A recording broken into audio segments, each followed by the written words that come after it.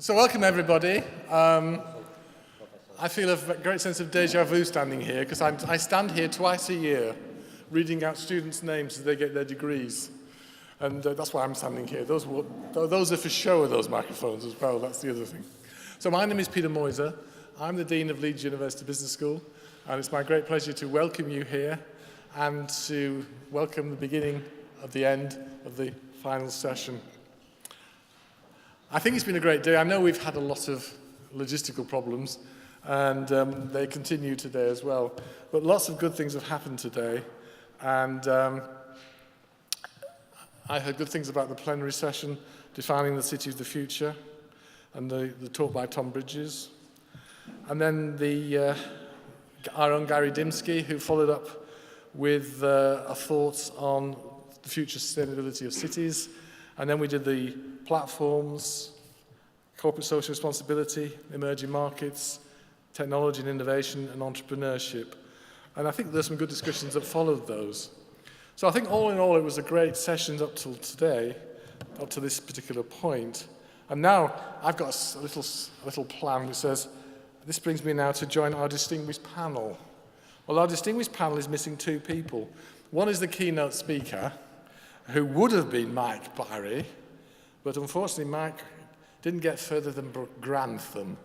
He was exploring the East Coast line from London, but Grantham was as far up as he got. If you're not, I spend a lot of my time on that line, so I do know where Grantham is relative to everywhere else. It's just up from Peterborough, but not much further, so you're still below Doncaster. So he gave up at that point. So we're sorry Mike can't be here. In his place, Chee Wong has heroically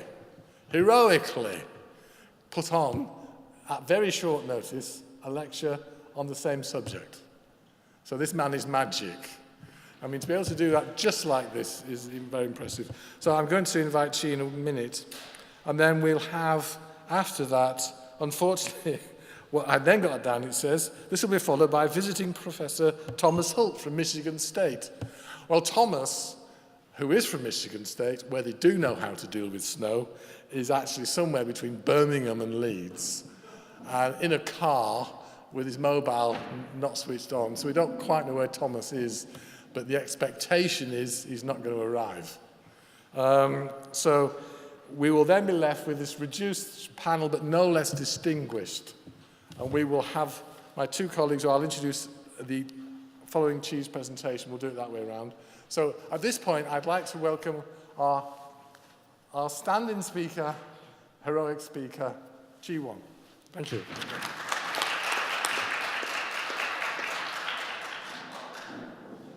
Good afternoon, everyone. I understand you are disappointed because you have no Mark Spencer Plan A. You end up having Plan B, which is Chee Wong.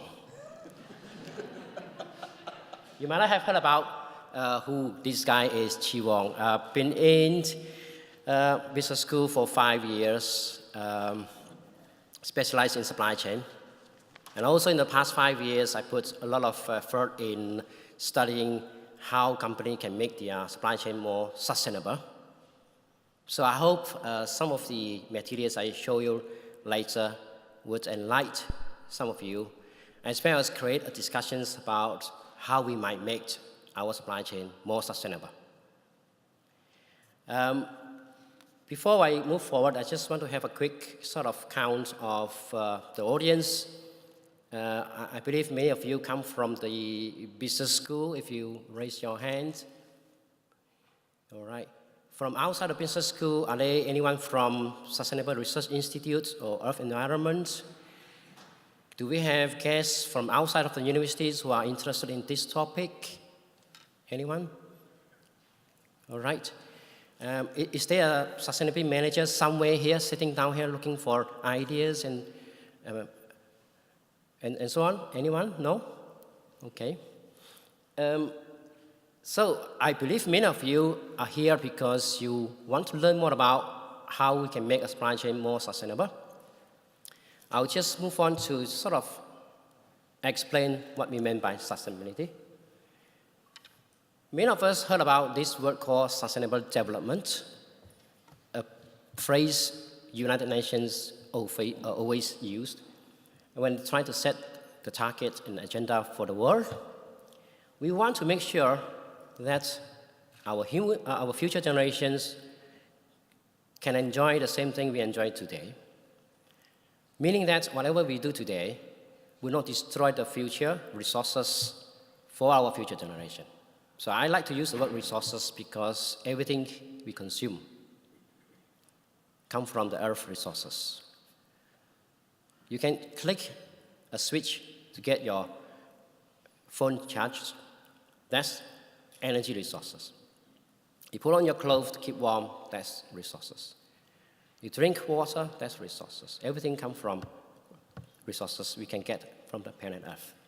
And you have a supply chain to supply all this to you. All of these things that we need. And therefore, my research look into how this might be more sustainable.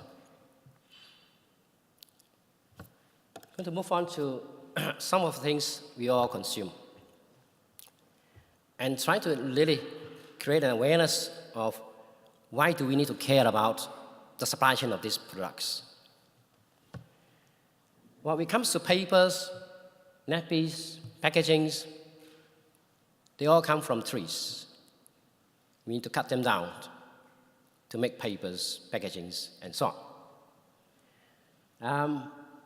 We drive car, and we consume energies.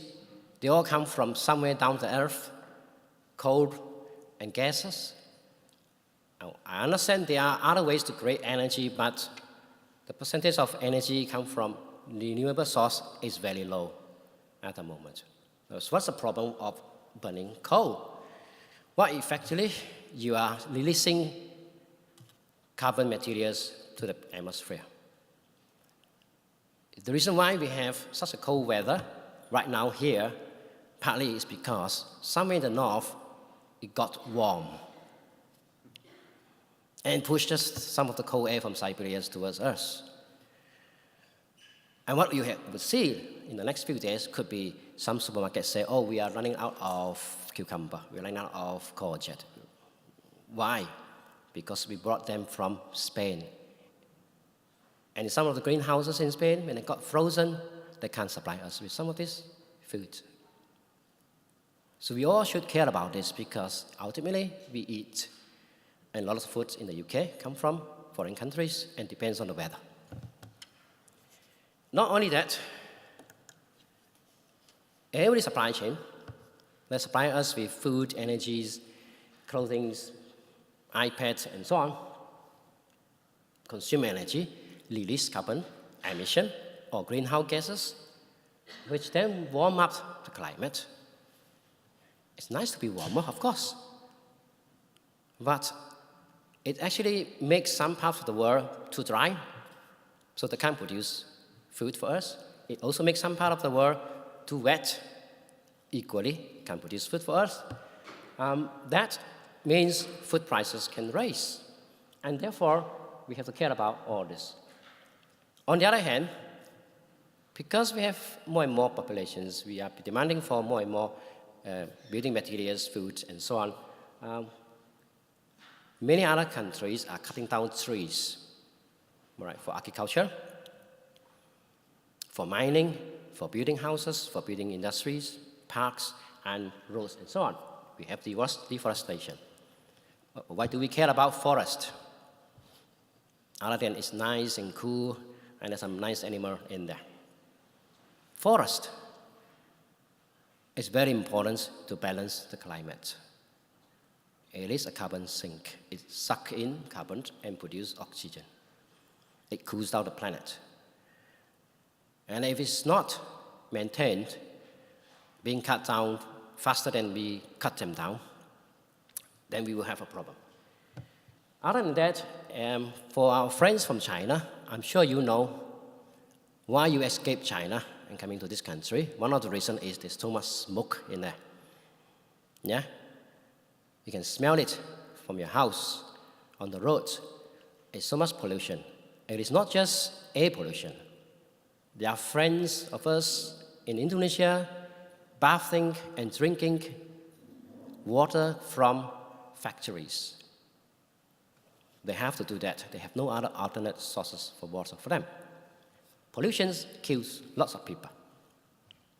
And why do we still want to have that kind of supply chain? Now, not to forget, all of us use energy, and every year there will be miners killed in the mines. Some of the clothing we wear come from a factory. Several thousand workers killed because it collapsed in Bangladesh. Some of us liked to play football. Some of the footballs you can buy from Puma, Adidas, and so on, some years ago were found to be stitched by children. Child labor is everywhere. I just gone through a session with my BMBS students to understand what happened to our chocolate. It's made of cocoa, picked up by possibly many child labor. It's not just child labor of farmers. It's actually children being smuggled by human trafficker and being forced to pick up cocoa. And this is still happening today, despite the fact that a lot of pressures, NGOs, UN, putting on major multinationals. So all this explains to us why we need to think about sustainability for our supply chain. The reason why it is a supply chain issue is because somewhere here, somebody worked for Marks & Spencer's or Sainsbury's buying something from an agent or supplier. They are too far away from seeing the problem because you don't buy directly from the farms picking up the cocoa in Africa. You don't. And you don't buy a material made in China directly. You buy it from somebody else, an agent, etc. You don't see the problems when you buy things from foreign countries because they're just too far away, and so on. In order to make things work, option number one is wait for the government in those countries to wake up and do something. If they don't, they will continue to be like that. Option number two is put pressures on your suppliers. But sometimes your suppliers can be bigger than you, more powerful than you. So when we have this new Men's Modern Slavery Act coming in action, many procurement directors ask me a question, Chee, what should I do? The first thing is, do you know who your suppliers are? Second thing is, do you know where they buy from? Which are their suppliers? And the answer is, I do not know. And then how do you know whether there's a child labor somewhere? How do you know whether there's a slave somewhere in your supply chain? All right, so we have done some research to look into some of these issues. Just like to go on to explain to you, there are things at an individual level we could do. The first thing is to ask yourself, do you have a sustainable lifestyle? So I must be very embarrassed telling you that this is my score when I score myself in this website footprint. The big foot in the middle, that's me. Yeah? And on the left is UK average, and then on the side is world average. So this questionnaire basically asks my lifestyle. Do I drive to work? Do I fly? How many times? What kind of home I use? How do I use my energies? And so on. When you have a food bigger than the world average, you are consuming a lot more resources than the other. Even though we don't see any pollution here, nice, but the pollutions of the industry supply chains that make my jacket, my coat, is happening somewhere out there. Yeah? So that is the pollution that I created myself by consuming any product in the supply chain. Now I'm 255% greater than the others' average when it comes to carbon footprint. So that's because I fly a lot, and I drive to work. I have a big house, and so on. Without changing individuals' mindset about how we should live, the supply chain will continue, because I demand for it.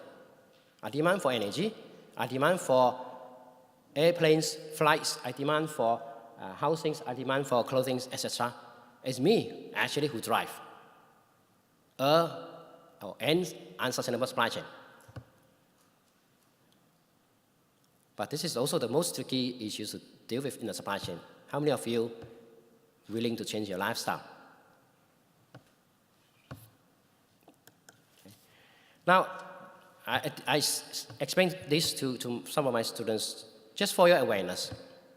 Some of us use toilet paper, right? We know it's actually made of tree. People have to cut down trees to make your toilet paper. And what we do not know is actually, while we consume toilet paper, we actually flush these trees into the toilet, right? And in our lifetime, most of us actually are not aware of how many trees have we flushed into our toilet because of the use of toilet paper. 1 tree for your entire life? 100 trees? 1,000 trees? How many do you think? This one survey from the US telling us that 384 trees for a person's lifetime, just for the use of toilet paper. If you have a chance to live for 100 years, you need to plant 3.8 trees per year to replenish what you stole from the earth. That's a bit too much, isn't it? Yeah? And luckily, some toilet papers you could buy from the supermarket are made of recycled paper. But not all of us actually want to buy that because they are a bit expensive. Because you pay for the plantation of the tree whenever they cut a tree in the supply chain. Yeah? In the supply chain, companies are trying to do something different from what we normally do. They are trying to use recycled paper to make toilet paper. It all depends, of course, on how we consumers respond to it and support this kind of initiatives. On the other hand, it also depends on companies who have power in the supply chain to drive this. When this is not happening, it all depends on then the government, United Nations, others to drive this. All right, all of us don't quite understand or appreciate energy.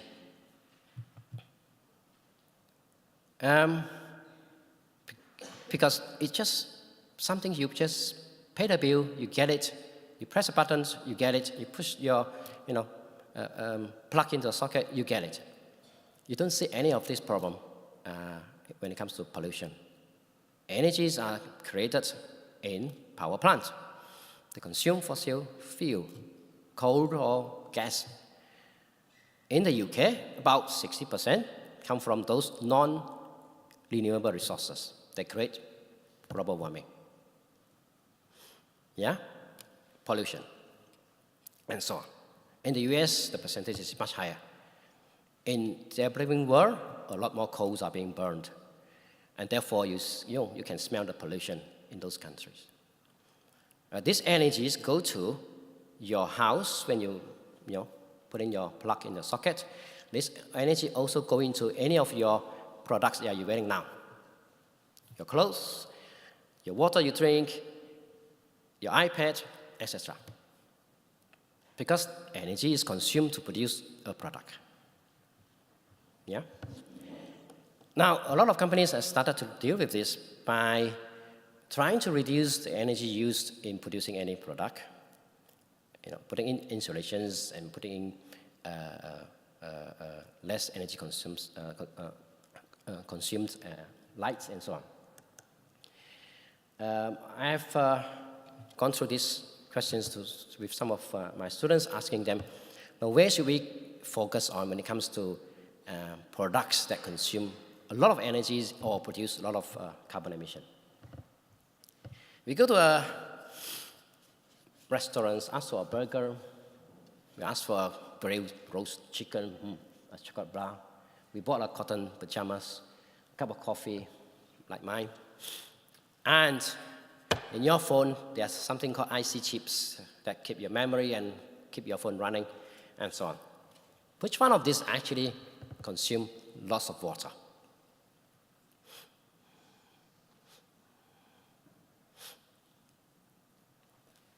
The reason why we are asking this question is none of us actually care about it, know about it. But a lot of people in the supply chain actually started to investigate this. It is not just about energy, but it's also about water. It took us a few hundred or thousand liters of water to create one of these. Yeah, the worst one is actually the chip in your phone. We drink only 2 liters of water every day. Yeah? To get you a cup of coffee, it actually has consumed about 100 liters of water in the supply chain. Yeah? And some of us don't even know, some of the potatoes we eat in this country came from Egypt, a country which is so dry. So in water-scarce countries, actually, they do care. And they actually also supply products to us using the water resources they have in a scarce supply environment. It is very scary for some countries facing these issues. And even big companies like Coca-Cola started to put water in the first most important agenda when it comes to their supply chain. Why? Because Coca-Cola is made of water. And they keep looking and moving their factory to a place where there is water resources. And they're finding it difficult now to get water resources because in some countries, water there is actually non-consumable. About 60% of the water in the water system in Thailand cannot be consumed. There are just too much chemical in there, for example. Yeah. All right, we also know that the products we consume today, or we buy today, need some energies as well as chemical. The reason why we have beautiful colored clothing is because we use chemical to dye our clothes, isn't it? Yeah, I don't think you can see it very clearly with the sun shining on my slides. The blue color water on the bottom here is the reason why we have blue color jeans. It is all right if you make this in a country where there is regulations, inspections, and so on, where all these waters are treated before they go into the drain. In some other countries, it goes straight into the water river, where people actually bath and consume the water. Now it's big clear, you can see a bit. There's a satellite map up here. You can see the difference between the sea water and the river water in terms of the color. That's in China, where many of our cheap jeans come from. You can also see lots of children in Pakistan, Bangladesh, Indonesia, Vietnam, Cambodia, China in the past, making clothing for us. Right. I will move on to explain to you a bit of the research. Now, we do research to find out how a company, a supply chain, governments, NGOs might help in building a more sustainable supply chain. In order to do so, we identify drivers. Yeah, we identify drivers. What we know, some of the very, very powerful drivers behind sort of initiatives companies took is regulation. Without regulations, no companies would actually put effort in making a supply chain more sustainable. The other one actually very powerful driver is NGOs, Greenpeace and so on. So they took whatever effort they could have to pull up videos about a company polluting, a company using child labor. They make reports and they released all sort of news about a company neglecting the supply chains, polluting, and so on. And that's the pressure that comes into play. In most companies, those pressures will only lead them to doing one thing. Well, we call them symbolic entertainment of these pressures in government. They do it as long as there is regulations. They do it as long as the NGO pressures. They don't do it if there is none of this. Yeah? They do it to the extent where everybody say that's good enough, or everybody else is doing similar things. But that's not enough to make our supply chain more sustainable. Only when you see competition, your competitors started to use sustainability as a weapon to compete, you started to worry. Only when you start to realize you can't attract some of the staff, talented people into your organization, or you cannot attract funding from the share market, you started to realize, oh, I need to be building up a better reputation to do so. Somehow there's another trend. In our research, we realize if I go to a company and say, I can help you to make your supply chain more sustainable, the reaction is very clear. No. Why should I? Yeah, that's the reaction we see from most companies. But if I go to a company and say, I could help you to make your supply chain more efficient, they will actually open their eyes and say, yes, tell me how. Indirectly, a more efficient supply chain is also more sustainable because they use less energy, they have less pollution, and use less material, etc. Okay? So the drivers actually, for most companies, more going towards efficiency. In fact, resource efficiency become very, very important in this age of economic downturn. So a lot of companies has gone for that as a drivers internally to drive changes in the organization. So I spoke about the power of the NGOs. I think the earliest case one would refer to is Nike, who was caught using child labor in 1990s.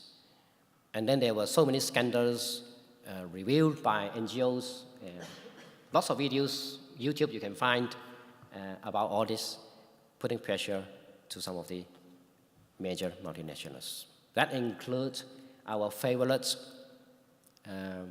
Kit Kats, which was relabeled Nestle Kit Kat killer, because they actually buy palm oil indirectly from an Indonesia palm oil estate who cut down trees without taking responsibility on the forest.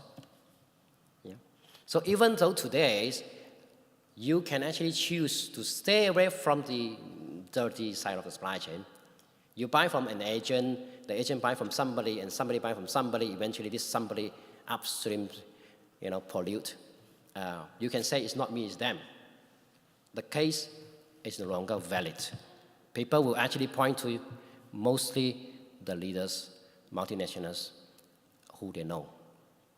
No one knows who is Sinamas in the Kit Kat case. Everybody knows who is Nestle, and pressure goes to Nestle. Okay, I'll just move on to some of these issues. I use the word symbolic because there are actually so many ways to make your supply chain look good by saying that, oh, I buy from so-and-so label. Most of us don't even know what these labels are. They just look green and nice. Yeah?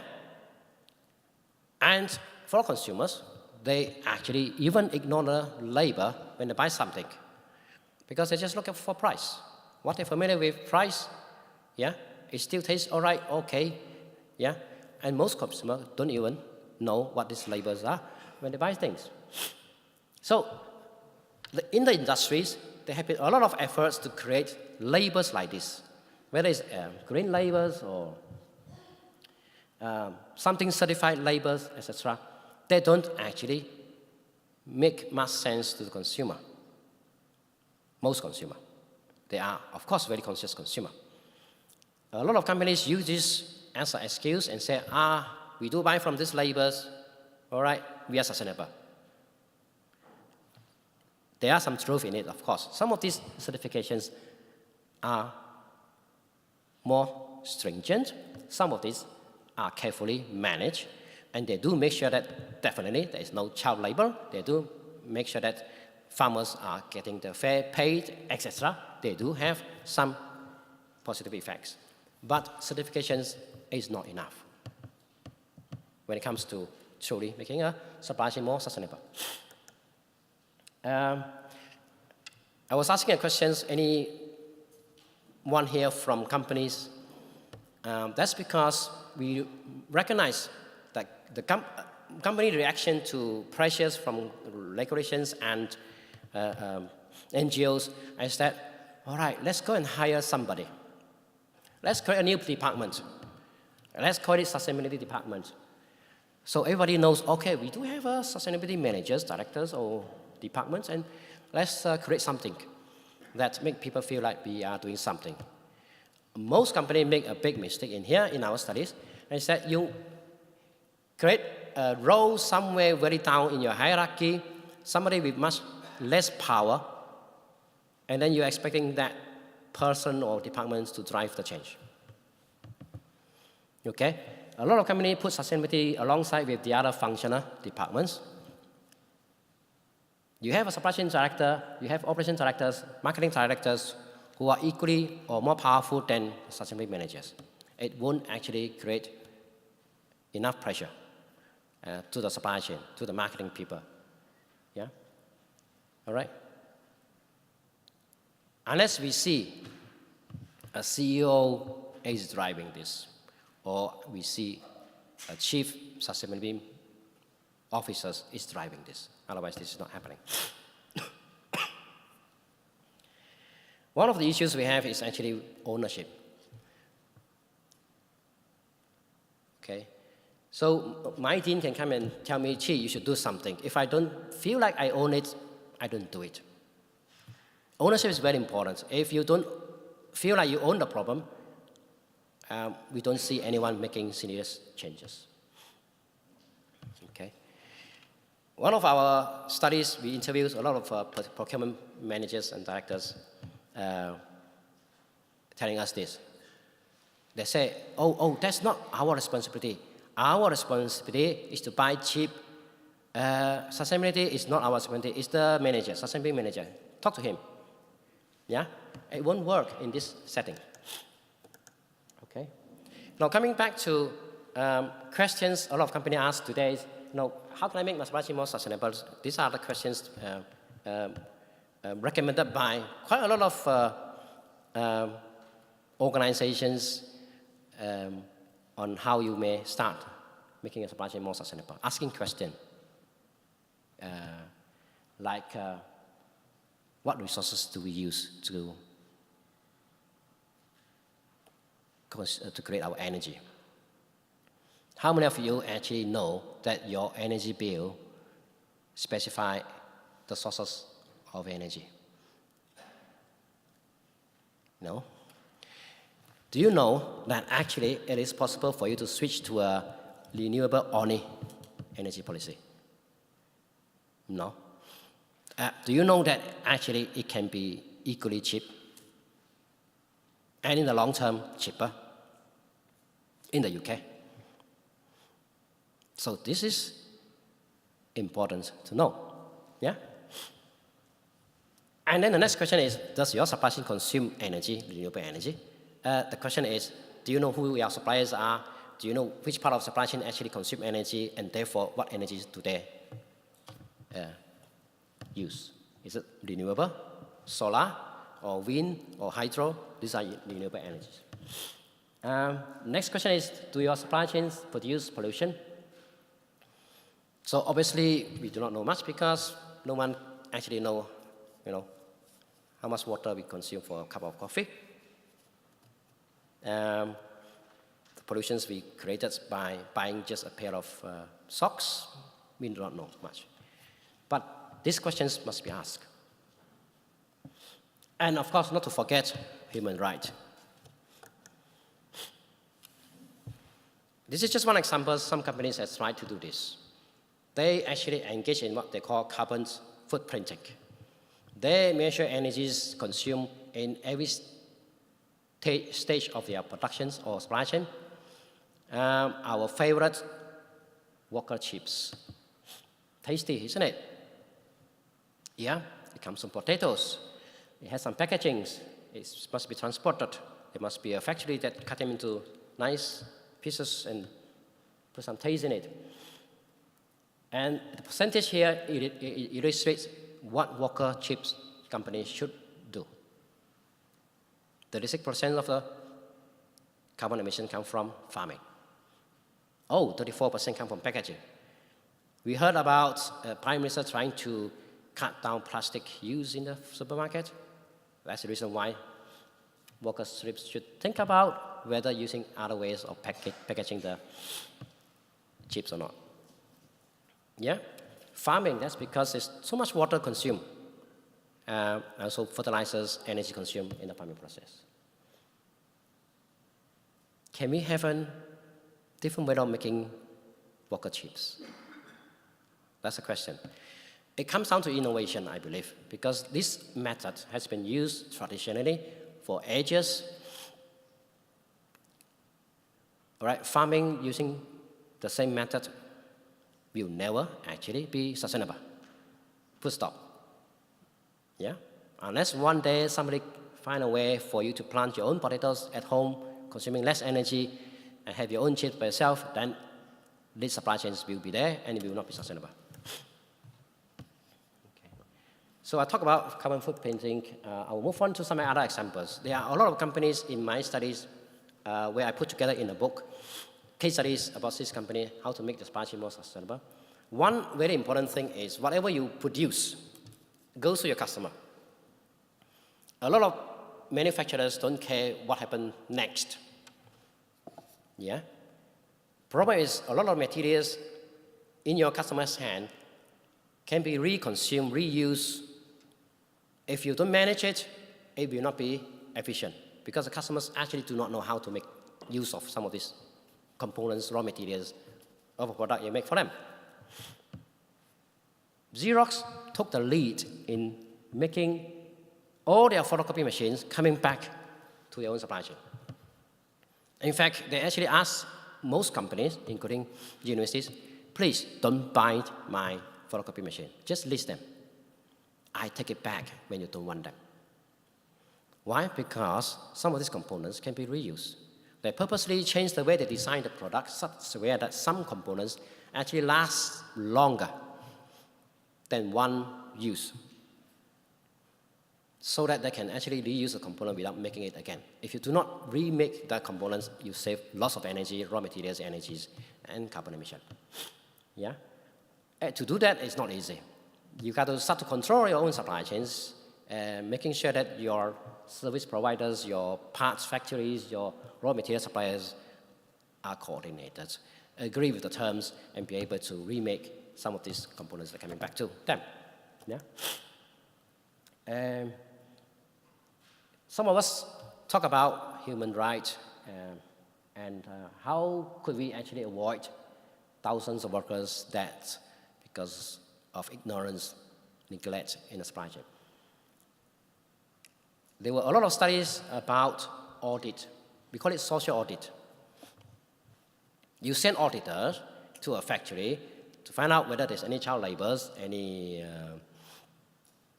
dangerous activities or unfair treatment of workers, etc. Usually you don't see anything because audits are often pre-announced, pre-prepared, yeah, and auditor can be corrupting.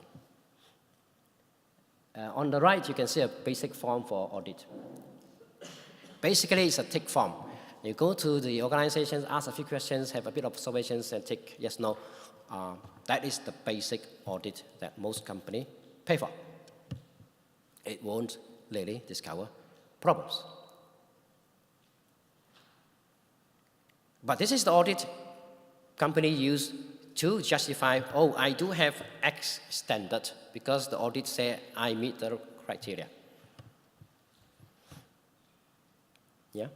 So one of the problems in research, I would say, in the future is actually to understand how companies, on the other side, suppliers, reacted to some of these audit practices, how they hide some of the problems, how we actually can encourage them not to hide those problems and actually be seriously confronting the problems when it comes to human rights. Equally important, a lot of companies realize the change in the supply chain becoming more sustainable cannot be made if you don't change your customer.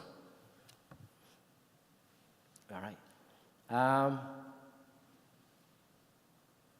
Not too far from here, there's a factory, Unilever, making product like this. They were very proud to be one of the companies that is driving sustainability. But they said there is one big problem. They sell the products to Tesco, Asda, Sainsbury's, etc. And when they say, oh, I got a new idea now, I can actually create a spray, deodorant, all right, with the same amount as the previous bigger one in a smaller bottle, all right, with, give you equal price. The retailer say, oh no. See, customer like us, when we see a bigger bottle, we think it's bigger, worth it. When we see a smaller bottle, oh no. Yeah? That's not worth it. So it took them actually quite a lot of money in the marketing campaign to convince people smaller is more, bigger, or whatever. But they do recognize this is not going to work for everybody.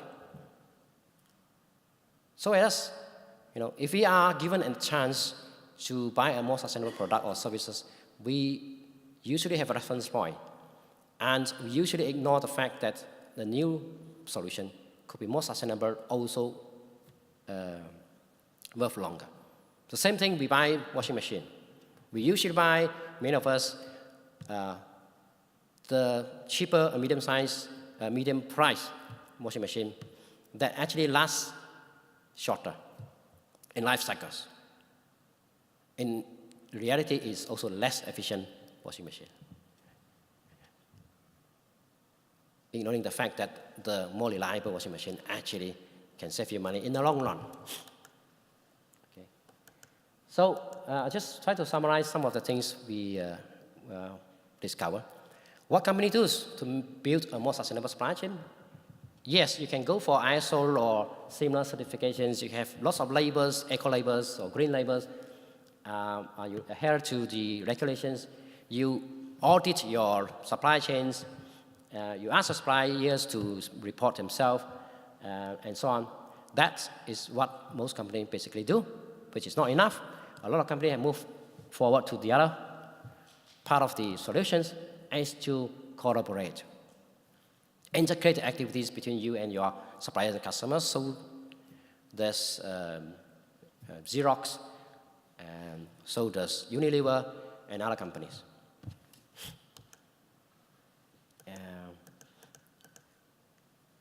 One of the studies I made focused on understanding how one company might integrate their sustainability activities with their suppliers and customers.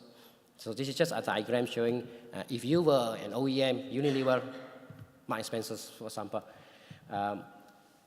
or retailer, Marks & Spencer, for example, you need to think about who else you should integrate with when it comes to greening your supply chain, not to forget stakeholders like NGOs and governments and so on. We came out with, we identified a list of practices where companies share information, create what we call closed-loop return supply chain, also collaboration to green the environment and provides assistance to suppliers. We also try to do a few things. The first thing is actually helping companies to find facts and evidence that actually if you put effort in greening your supply chain or develop your supply chain, make it greener, you can even not only get efficiency in the supply chain, but also make profit. A lot of companies say, no, crazy. I spend money on certifications, I spend money coordinating with my suppliers, I spend money auditing them. Where do you think I can get profit from? Huh? Are you crazy? Okay, my product is still the same. Yeah, the customers still pay the same amount of money to me. I'm paying a lot on that. Yeah. Some companies want to see evidence, so we go on to find some evidence. We actually, in our studies, about 400 companies in China, Southeast Asia, and Europe. We identify companies who actually, those in circle, every dot is a company, spend more money on greening your supply chain as well as getting better performance in environment, finance, economic, and efficiency. All right. For those who are familiar with structural equation model, I believe you can understand this diagram. So you develop your supply chain, suppliers or customers, you can see actually some effects in efficiency or cost reduction or environmental performance as well as finance performance. I told you very early that a lot of companies choose different ways to reach sustainability in a profitable manner. This actually shows us most companies choose to go down to the resource efficiency route. It is the efficiency of the resource that actually help you to get better financial performance because you spend actually less money in your production process. Yeah? And then your price are still more or less the same. You actually gain better profit from the efficiency. Unfortunately, we haven't actually have enough data showing that a more sustainable product, when customers use it, you actually use less energy and so on, can provide better sales and finance performance. That would be an ultimate goal. If you can show somebody innovate, come up with a product that helps customers to consume less energy, that would help a company to become financially more competitive. Right. I'll just end my talk here. Hopefully the timing is all right. Hopefully we can then take this on for further discussion. Thank you very much. Thank you.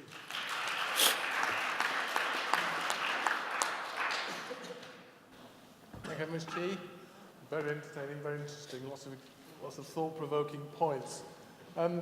We now have a distinguished panel. Would you like to introduce yourselves and then respond briefly, and then we'll open it up to the floor? Should we go in turns? I think it's a good idea. Do you want me to go first? Go first, yeah. Hi everyone, my name's Simon Garbutt. I'm a partner at a law firm in this city and also in Birmingham where I'm based. I'm a litigation lawyer by trade, but a lot of the issues that we've been talking about today are matters that are very close to my heart.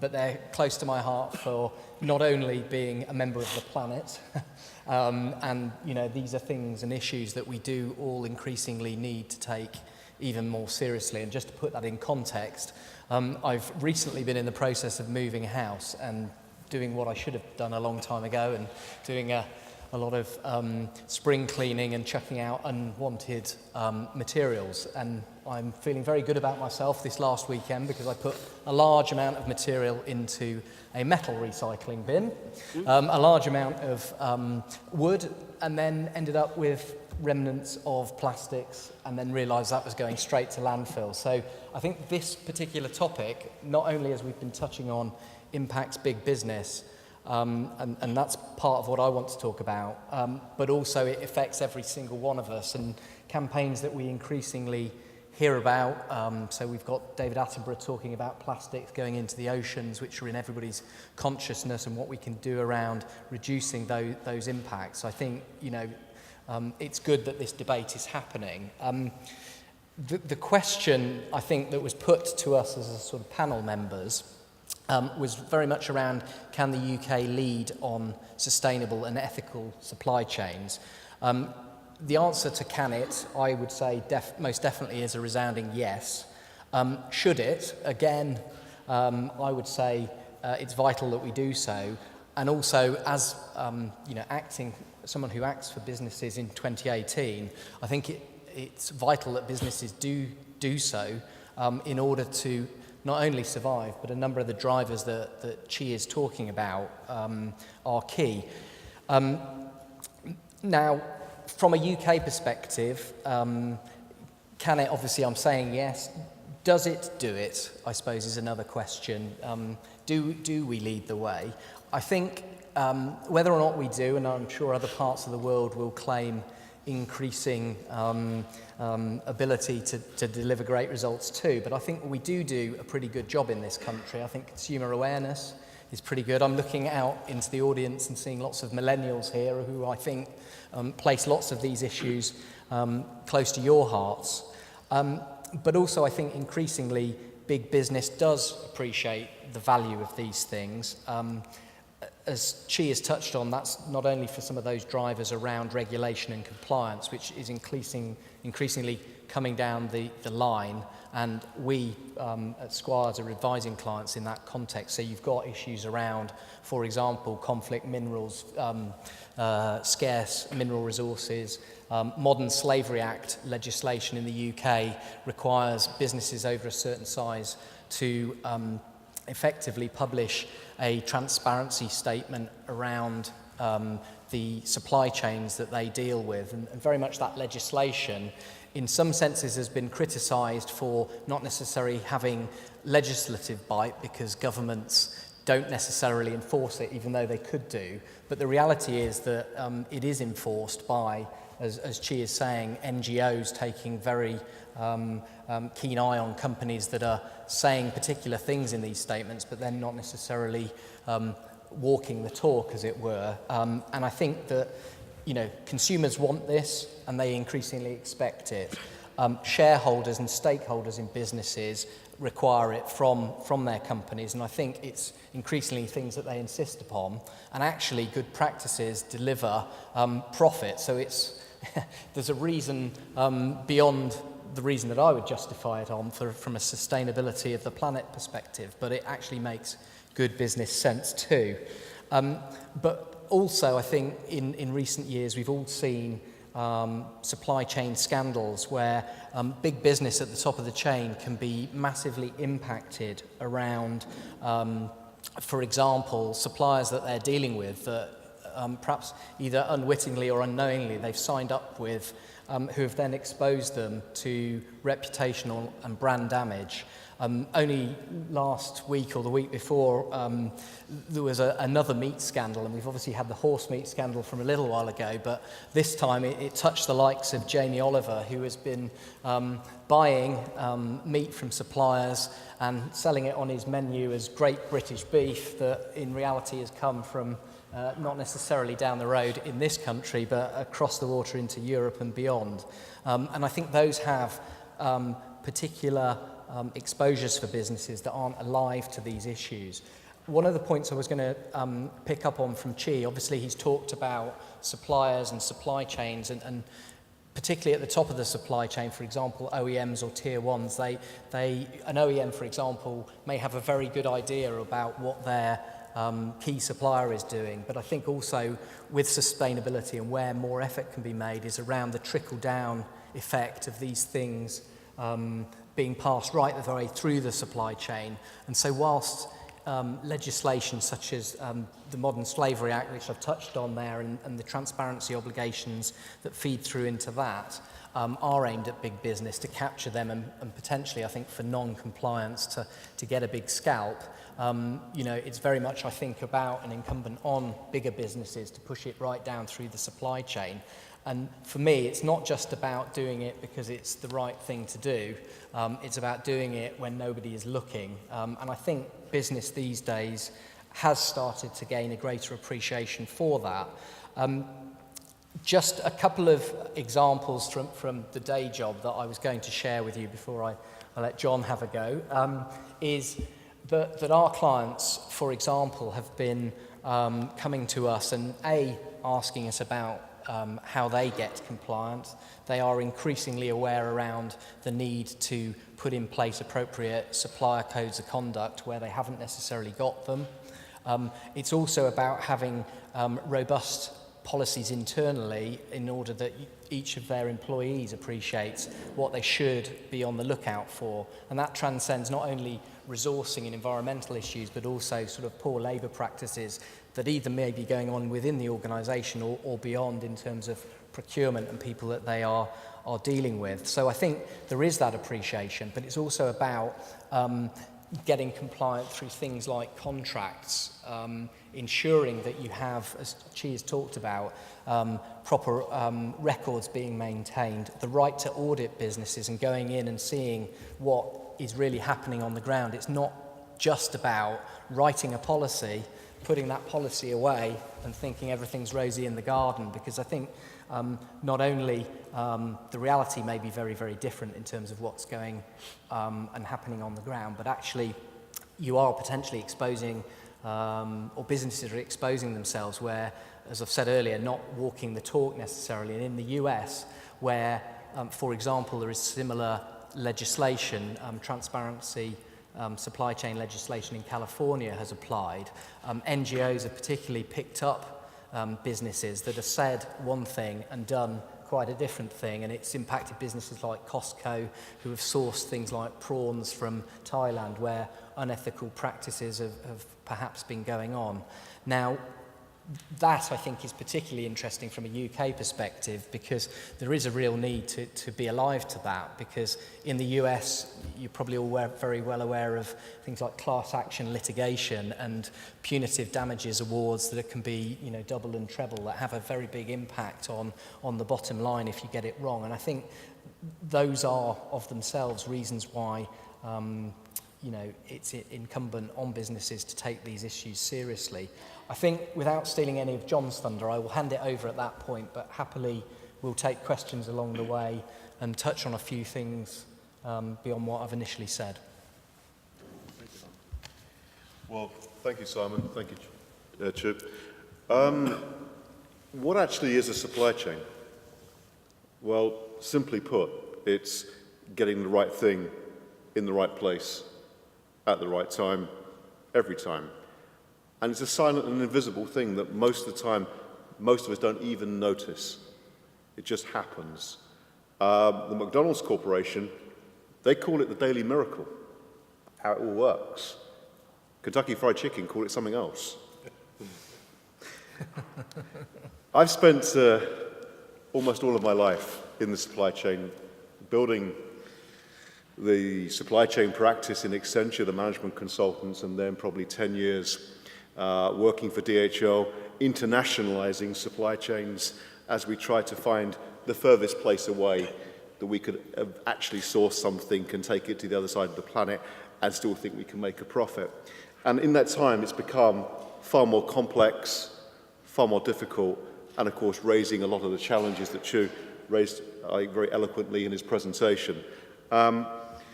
So for 20 years, we've patted ourselves on the back for making it more efficient, for taking cost out, all those wonderful things.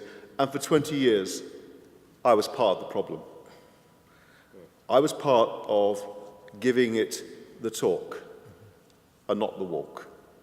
For 20 years, it took me a very painful evening, one night with my boss, one Friday night, I'll never forget it. He turned to me and looked and said, "John, we're just talking about this." And he was true. Us as an industry, all we were doing was talking about it. We were not doing anything. And so for the next 10 years, or the last 10 years, I've dedicated myself to do something about it. And so I spent that time taking energy and harmful emissions out of supply chains, out of buildings, out of trucks, and helping people stitch them together into better supply chains.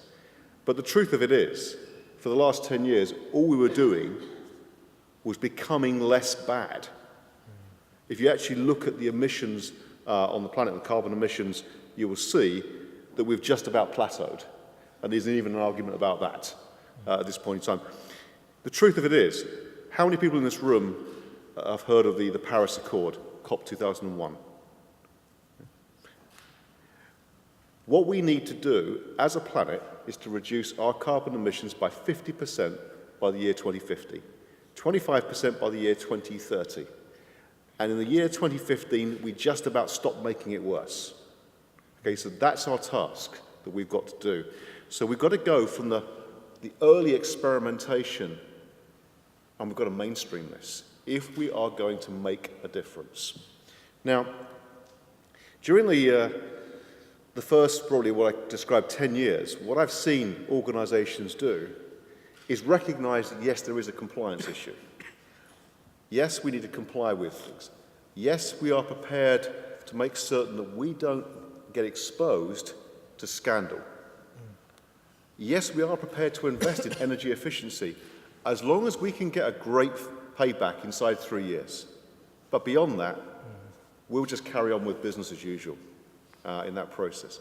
And so an awful lot of companies that I've worked with have got their core business strategy and the sustainability strategy on the side if we get round to it, if we have time. Now, that's characterized an awful lot of organizations, but I've seen in the last probably few years a newer movement, what I call Sustainability 2.0. I've started seeing organizations go beyond this, recognizing there's an opportunity to be first in this area.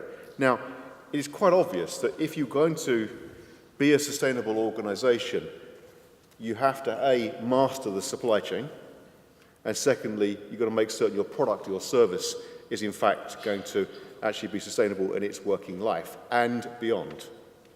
So therefore, the supply chain mastery itself has got to be a core component of a sustainable business. So great, I could connect one thing in my career with something else that I'm doing later. From that standpoint, a really efficient supply chain is going halfway. But I was curious, were the supply chain grandmasters, if you could put it that way, were they also sustainable grandmasters? Was there a connection between the two? And I started to research this. And what I started realizing that in the supply chain grandmasters, they were aware of three fundamental truths.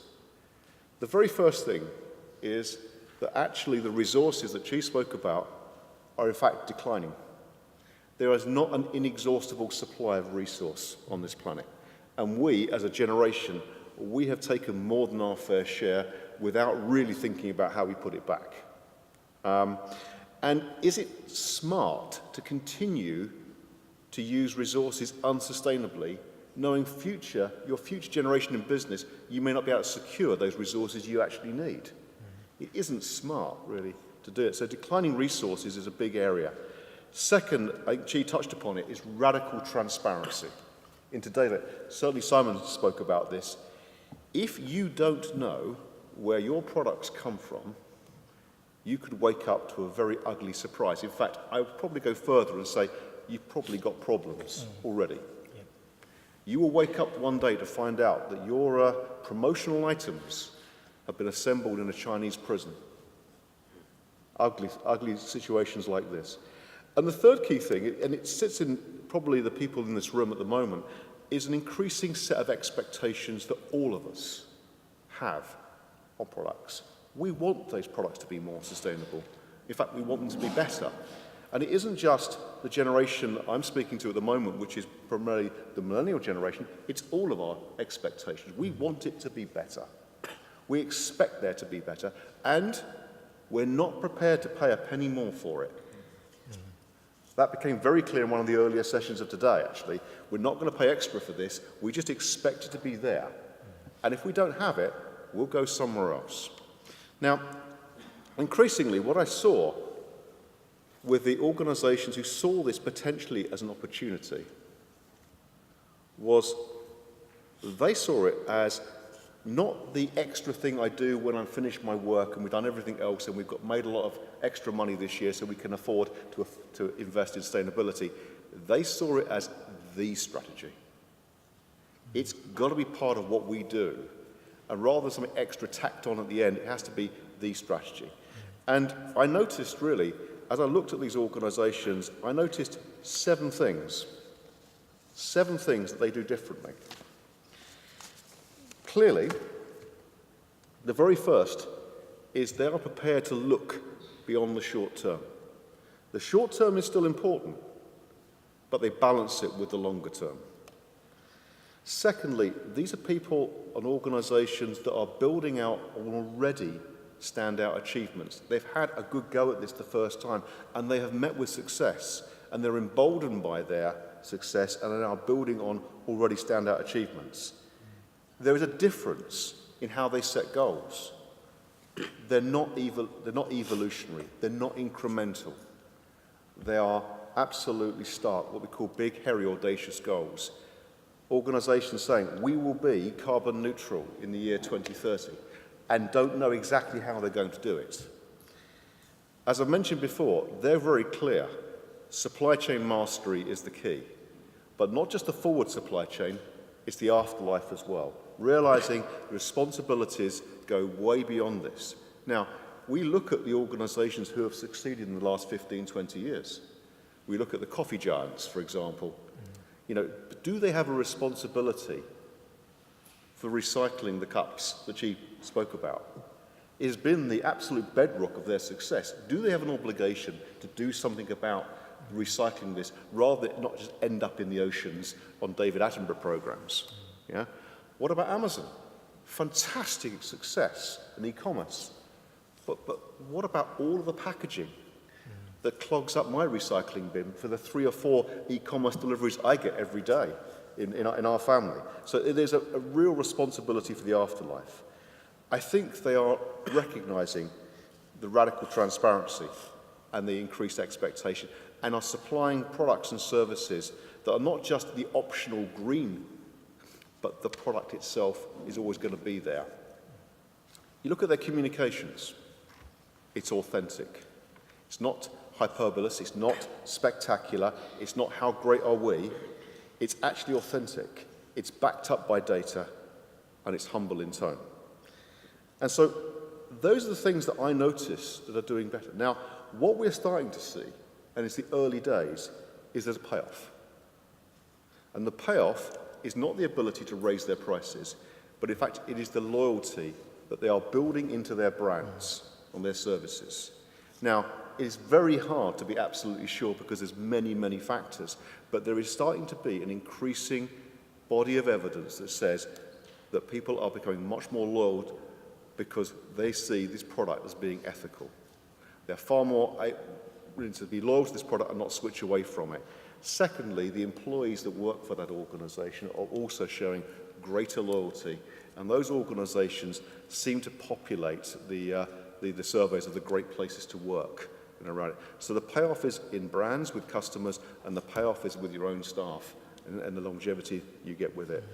The last thing I'd say is that really in supply chain, we've always seen this as a team sport. It has to be a team, yeah? And the moment you start thinking of just I or one part of the supply chain, you're snookered. So the real reality is here is supply chain mastery is really a team sport. If the team plays together, we know we can get the outcome. But guys, at the end of the day, we've got a long way to go if we're going to meet the Paris Accord and limit the temperature rise on this planet to less than 2 degrees more than we have today. But if we all play together, I know we can get there.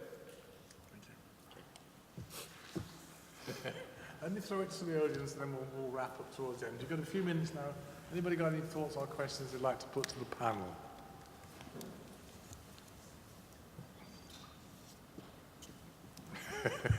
And it was always hard to be the first one. Yes? So, you've all spoken a lot about businesses' responsibilities, supply chains. But what about government?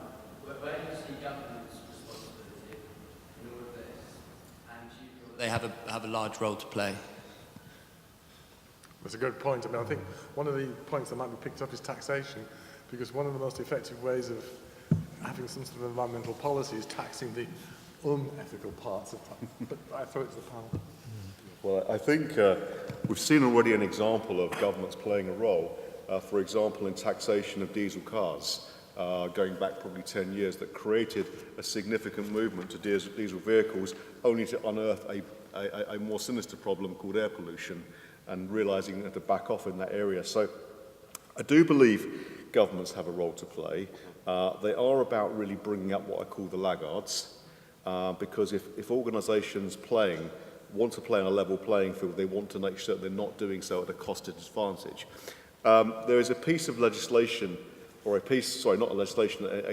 guideline that's coming out in 2 years in international shipping, which is basically the ships of the world won't be allowed from the 1st of January to burn the waste products of the oil industry, i.e. the heavy fuel oils that are very, very high in sulfur content.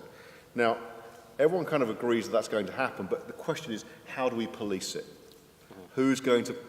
So the Nordic countries say, we are going to comply with this, but we want the governments of the world to make certain they're playing their part too. So that's a really good example of where governments can play their role.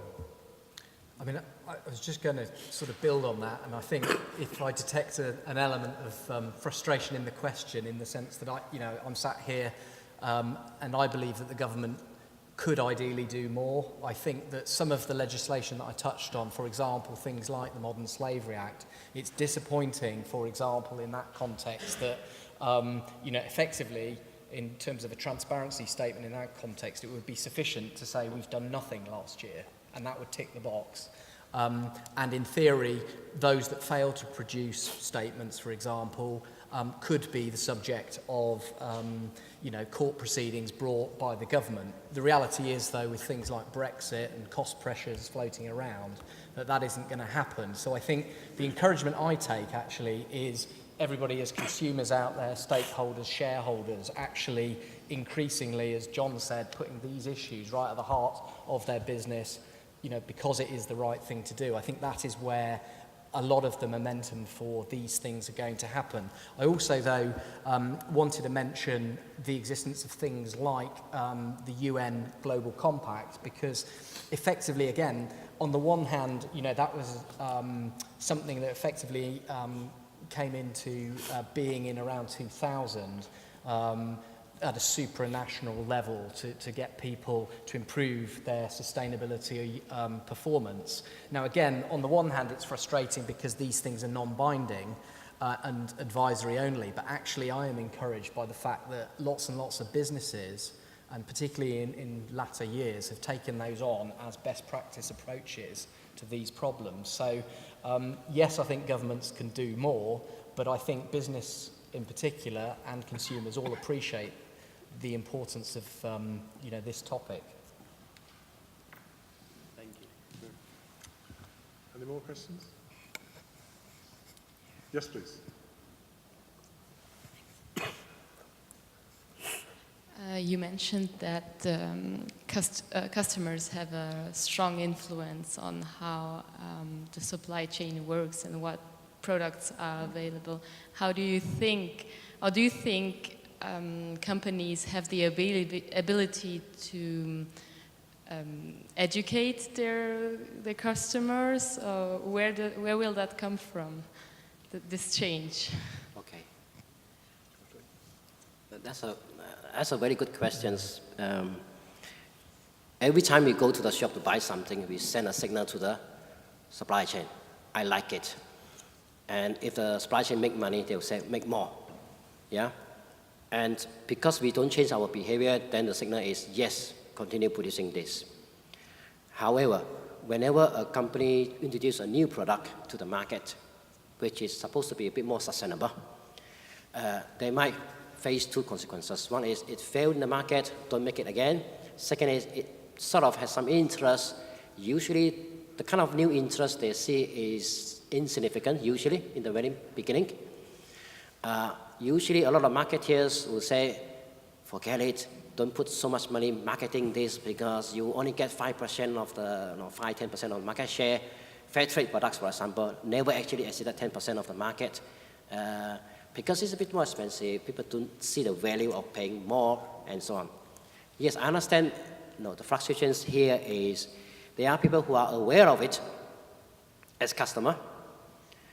Even though they are such people, they don't even necessarily always buy the most sustainable products.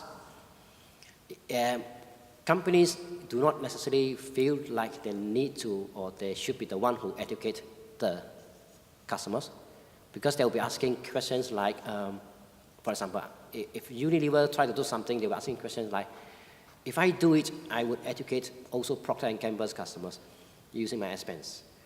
So customers become more aware of something, and they might not buy my product eventually. They buy something from Procter & Gamble. So there are a lot of issues when it comes to who pay the cost of educating consumers. I think in this respect, the governments do have a role to play. The schools do have a role to play. Dinosaurs like us who have been living in the same lifestyle for years might not change so easily, but younger generation definitely from very early age would be able to create their own new habits. It is very often our children who actually reminded us about, oh, Dad, you should recycle that one. As opposed to the older generation who have been used to the same lifestyle.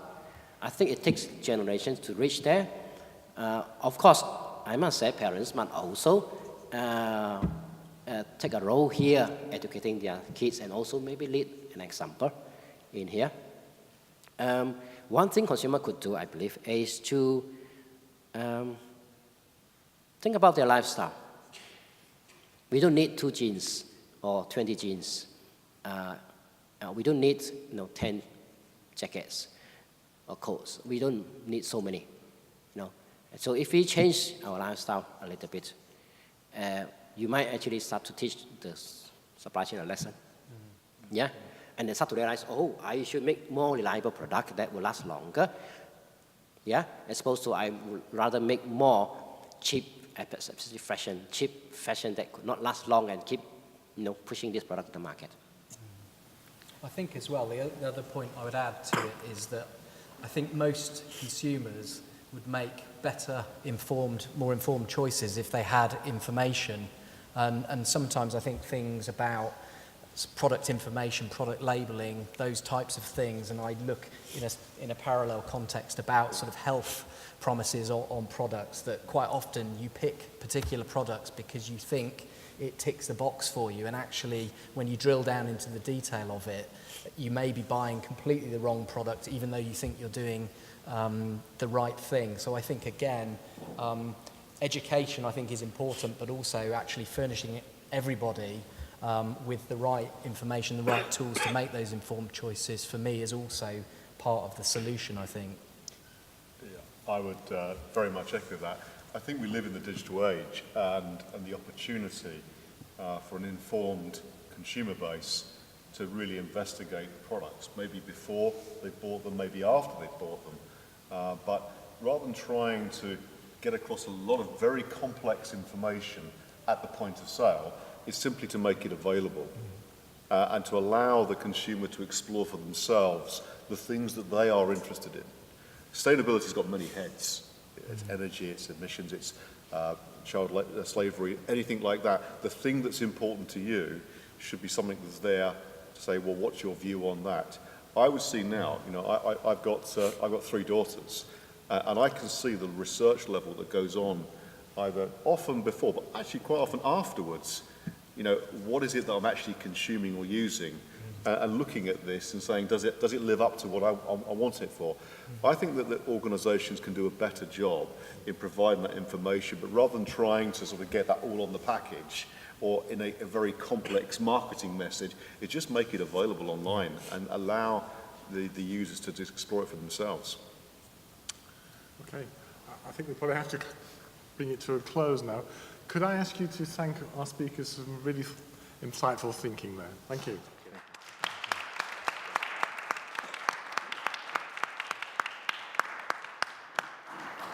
And as I draw this whole thing to a close, we really have to thank the organisers behind this, because this has not been an easy thing to organise. They've faced lots of challenges, not least the weather for today. And I think they've done a great job, and I should just like a round of applause really for the people who put all this together, and thank you very much for doing so.